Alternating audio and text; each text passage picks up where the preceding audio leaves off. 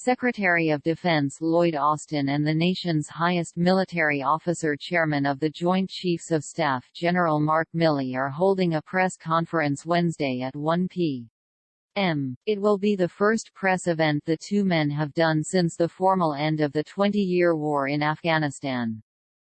The head of U.S. Central Command General Kenneth Frank McKenzie on Monday announced all U.S. troops had withdrawn from the country, marking the end of the nation's longest war.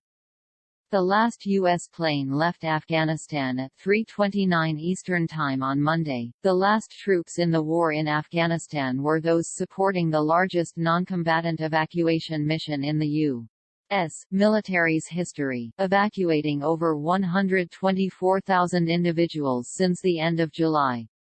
The operation ended despite leaving behind U.S. citizens and scores of vulnerable Afghans who risk retaliation from the Taliban. The final days of the operation cost the lives of 13 U.S. service members and over 170 Afghan civilians when a suicide bomber detonated outside the airport.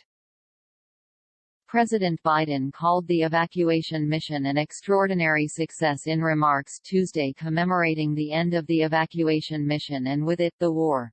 Mr. Biden made the decision earlier this year to end the war and withdraw all troops by August 31. "We succeeded in what we set out to do in Afghanistan over a decade ago. Then we stayed for another decade," Mr. Biden said in his remarks Tuesday. "It was time to end this war." Over 2,400 Americans died in the war in Afghanistan and more than 20,000 were wounded.